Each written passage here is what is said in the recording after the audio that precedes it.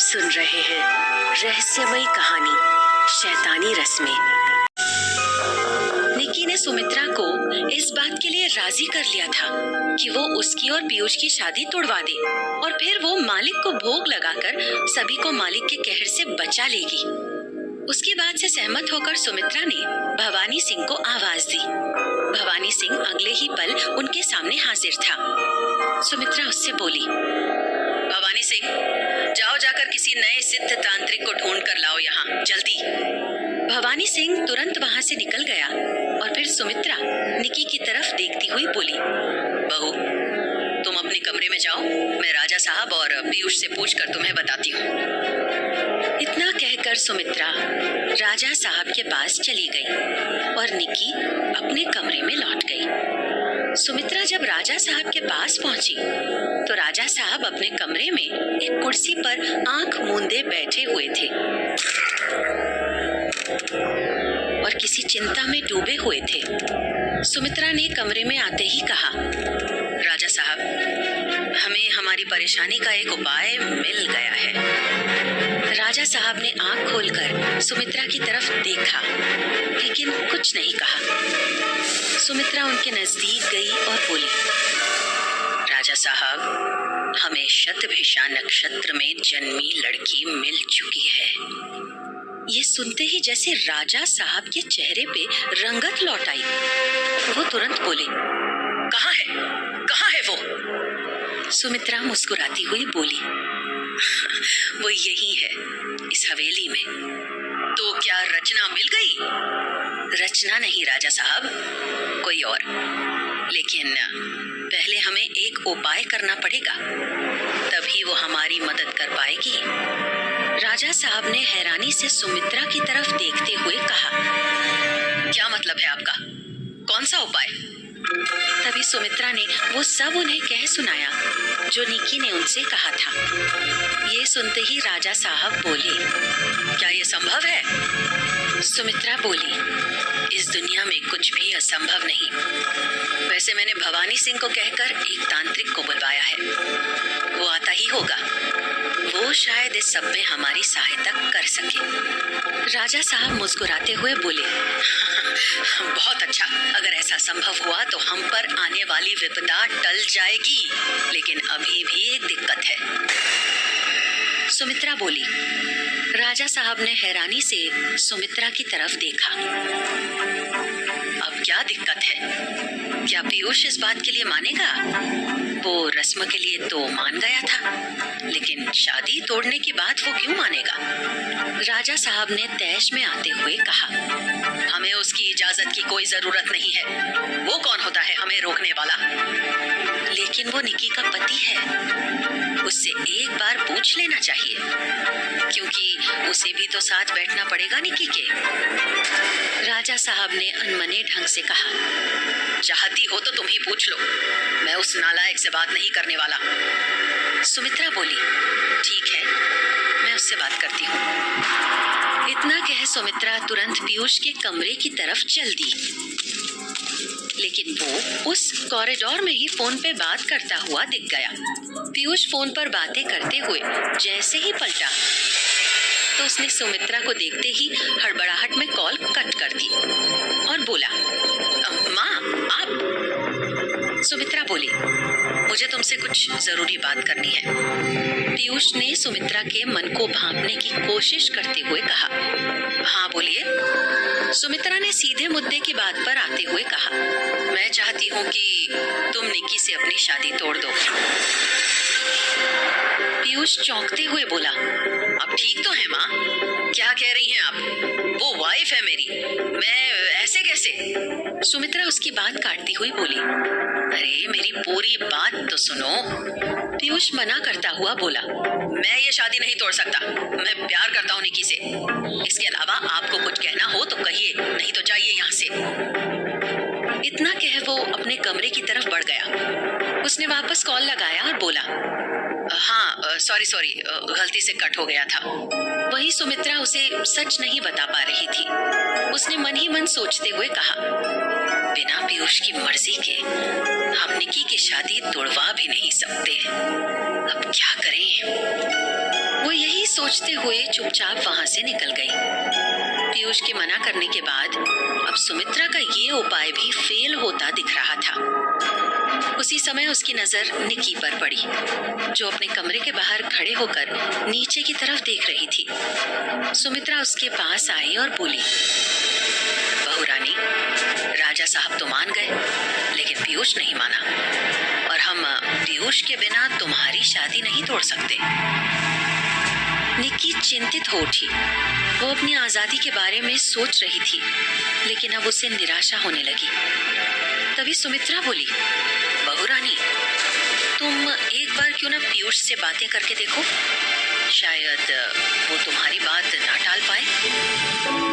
निक्की को उनका सुझाव अच्छा लगा। वो बोली, ठीक है, मैं उससे बात करती हूँ। इतना कह वो पीयूष के रूम की तरफ बढ़ गई। उसी समय भवानी सिंह एक तांत्रिक के साथ वहां आ पहुंचा। सुमित्रा ने तांत्रिक को सारी बात बता दी और फिर बोली, बाबा, क्या आप तंत्र विधि से मेरे बहू बेटे की शादी तोड़वा सकते हैं, ताकि वो फिर से कुंवारी कन्या कहलाए? तांत्रिक ने कहा, हाँ, हम ऐसा कर सकते हैं। ये सुन सुमित्रा बहुत खुश हुई।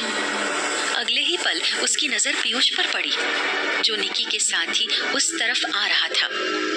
पीयूष के चेहरे पर हल्की मुस्कुराहट थी। सुमित्रा को लगा जैसे वो मान गया है, और वो मन ही मन खुश हो उठी। पीयूष ने पास आते ही कहा, माँ, अगर गांव वालों की भलाई के लिए निक्की ने ऐसा करने का सोचा है, तो मैं इसके साथ हूँ।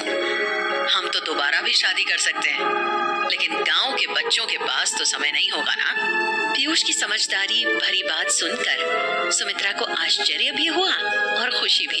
वो निक्की की तरफ देखकर मुस्कुराई और उसके गालों पर हाथ फेरती हुई बोली, बहुत अच्छा काम किया बहू रानी, तुमने पीयूष को मना लिया। मुझे तो विश्वास ही नहीं हो रहा था। निक्की मुस्कुराती हुई पीयूष की तरफ देख बोली, मानता कैसे नहीं, मुझसे प्यार जो करता है। पीयूष भी उसकी बात सुनकर मुस्कुरा दिया। तभी सुमित्रा तांत्रिक की तरफ देखकर बोली, चलिए बाबा, अब हमारे पास ज्यादा समय नहीं है, हमें अभी बहुत कुछ करना है। तभी पीयूष बोला, रुकिए माँ, मुझे आपसे कुछ बात करनी है। फिर उसने तांत्रिक की तरफ देखकर कहा, आप और निक्की जा सकते हैं, आप अपना काम शुरू करिए, हम बात करके 5 मिनट में आए। निक्की ने आश्चर्य से पीयूष की तरफ देखा, लेकिन फिर ज्यादा ध्यान नहीं दिया और तांत्रिक के साथ आंगन की तरफ बढ़ गई। उन लोगों के जाते ही सुमित्रा बोली, क्या हुआ? पीयूष बोला, माँ, मैं ये शादी नहीं तोड़ सकता। सुमित्रा को अचानक ये सुनकर झटका सा लगा। वो हैरान होती हुई बोली, लेकिन तुमने अभी तो कहा। पीयूष उनकी बात काटता हुआ बोला, हाँ कहा था, लेकिन मेरी एक शर्त है, वो पूरी हो जाने के बाद ही मैं निक्की से शादी तोड़ूंगा। सुमित्रा हैरान होती हुई बोली, अब तुम अपनी माँ से शर्त रखोगे? पीयूष बोला, क्या करूं माँ, मजबूरी है। आप लोगों ने मेरे सामने कोई उपाय ही नहीं छोड़ा है। कहने को तो मैं इस महल का, इस गांव का राजकुमार हूँ, लेकिन मेरी हैसियत उन गांव वालों से ज्यादा नहीं है। आपने सब कुछ तो अपने बड़े बेटे पे लुटा दिया है, इसलिए मुझे यही अंतिम उपाय लगा। अगर आप माने तो ठीक, नहीं तो मैं चलता हूँ। इतना कहकर वो वापस जाने को मुड़ा ही था कि सुमित्रा बोली, अच्छा ठीक है, बोलो क्या शर्त है तुम्हारी?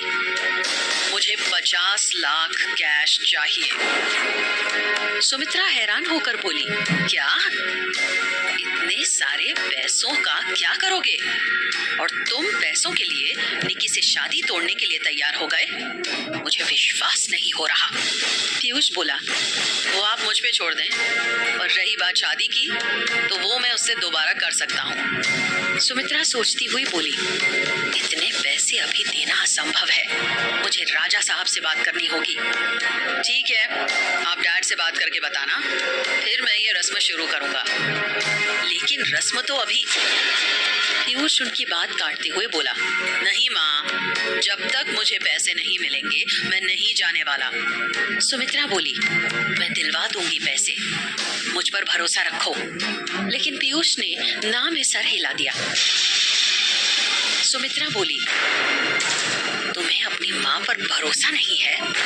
आप पर भरोसा है माँ, लेकिन राजा साहब पर नहीं। ठीक है, अगर वो तुम्हें नहीं देंगे तो मैं तुम्हें चुपके से दे दूंगी।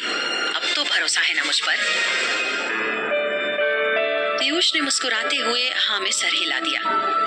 दोनों नीचे आंगन में आए। आज बिल्कुल उसी तरह का तांत्रिक माहौल बनाया गया था जैसे कि शादी के वक्त बनाया गया था।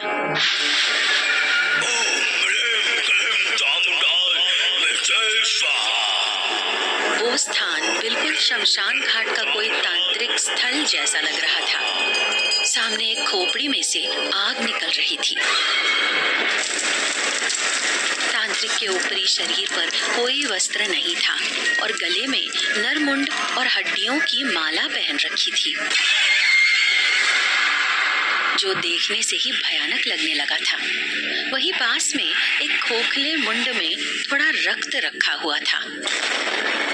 साथ ही शव की हड्डियों की भस्म थी और कुछ अगरबत्तियां वहां एक हड्डी में गड़ी हुई थी। निकी तो अब इन सब बातों की अभ्यस्त हो चुकी थी। पीयूष और निकी साथ ही बैठे थे और सुमित्रा पास ही खड़ी थी। तांत्रिक ने कहा, वर वधू अपना दाहिना हाथ आगे बढ़ाएं। दोनों ने अपना हाथ आगे किया। तांत्रिक ने निकी और पीयूष के हाथ को एक साथ एक लाल कपड़े से बांध दिया। फिर उसने जोर जोर से चिल्लाकर मंत्र पढ़ने शुरू किए। उलट स्वाहा, उलट पलट स्वाहा। साथ ही बगल में पड़ी भस्म को एक हड्डी के चम्मच से जोर जोर से अग्नि वाले नरमुंड में फेंकने लगा। आग बार बार निकी और पीयूष के चेहरे के पास आकर भड़क उठती थी। अगर वो पहले वाली निकी रहती तो अवश्य डर जाती, लेकिन अब वो धीरे धीरे मजबूत बनती जा रही थी। कुछ मिनट बाद तांत्रिक ने मंत्र पढ़ना बंद कर दिया और स्वाहा मंत्र के साथ खोपड़ी में पड़े रक्त को नरमुंड में उड़ेल दिया। कुंड की अग्नि की लौ एक पल में बुझ गई। तांत्रिक ने पीयूष और निकी की तरफ देखा और फिर कहा, अब आप दोनों इस अग्नि वेदी के 5 फेरे लीजिए, लेकिन उल्टी तरफ से। दोनों ने वैसे ही करना शुरू किया, लेकिन दोनों ने अभी 4 फेरे लिए ही थे कि दरवाजे पर से एक आवाज आई, रुक जाइए, क्या कर रहे हैं आप लोग? सबने पीछे की तरफ मुड़कर देखा तो वहां सौदामिनी खड़ी थी। सुमित्रा ने हैरानी से सौदामिनी की तरफ देखते हुए कहा, तुम कौन हो?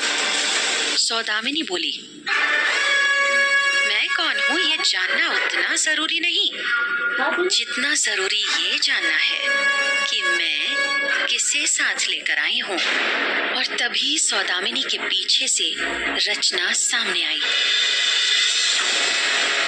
सुमित्रा चौंकती हुई बोली, रचना तुम? रचना को वहां देखते ही निकी और पीयूष के होश उड़ गए। उन दोनों को लगा जैसे उन दोनों के अरमान वहां जल रही अग्नि में जलकर भस्म हो गए हैं।